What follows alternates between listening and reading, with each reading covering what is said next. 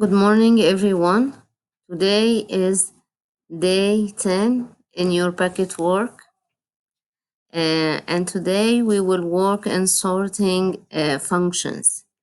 When you have a function and you want to know if it's linear or exponential, like this example we have here, this is the first example we will solve today.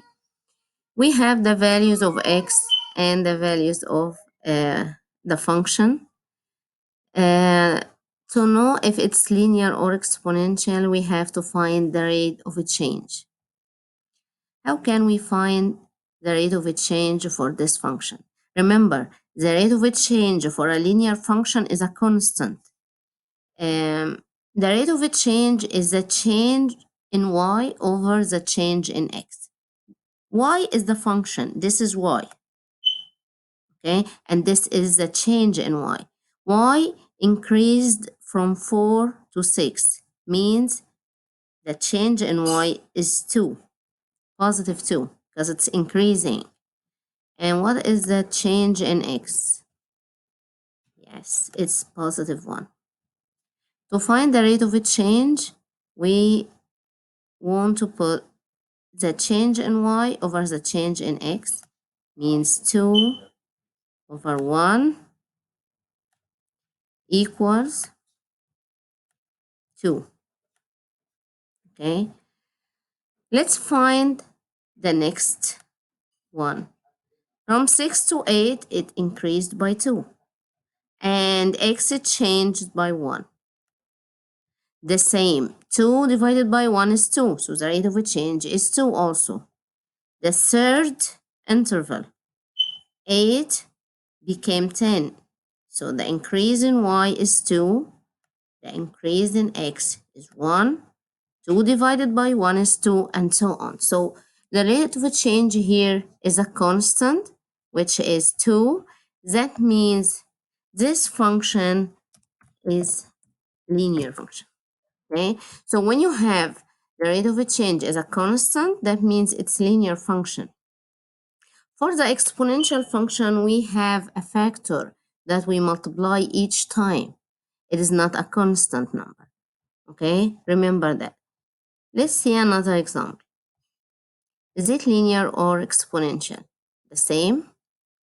Find the rate of a change, which is change in y over the change in x. What is the change in y? 7 became 16. It's increasing by 9. And x changed from 1 to 4. It's increased by 3. So the rate of a change for this interval is 9 divided by 3 equals 3. The second interval, the change in y is 16 became 22. So what is the change? It increased by 6. And the change in x is 2. To find the rate of a change, we divide the change in y over the change in x. That means 6 divided by 2 equals 3. Okay. The third one, let's see the third one. The change in y from 22 to 34, that means it increased by 12. And x changes from 6 to 10 is 4. The rate of a change this time is 12 divided by 4. What do you see? It's the same. We have a constant rate of a change, and if you find the fourth interval, it will be the same. So it's a constant rate of a change. So what is this function? What do you think this function? What kind? Yes, it's linear. It's linear function. It is not exponential.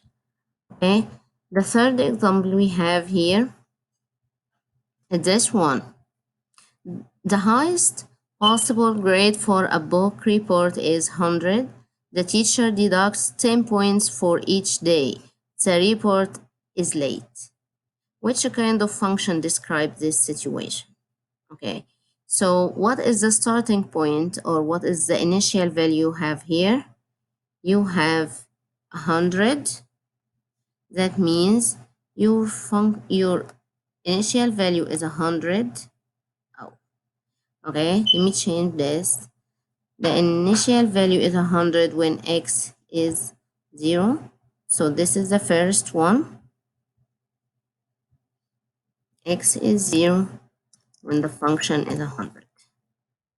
And after one day, the teacher will deduct 10, means it will be 100 minus 10, you will take 90. Day 2, your grade will be 80, 2 days late. Okay, third day, your grade will be 70. What do you think this function is? Is it linear or exponential? If you find the rate of a change, it will be y changed by negative 10 because it's decreasing. So this is negative 10, negative 10, and x increased by 1. So it's negative 10 over 1 equals negative 10, and so on. They will be the same each time, negative 10 over 1. So this is linear function. So now to find if it's linear or exponential, you have to find the rate of a change. If the rate of a change is the same each time, that means it's linear function. Okay, if you need any help, let me know. Thank you. Bye.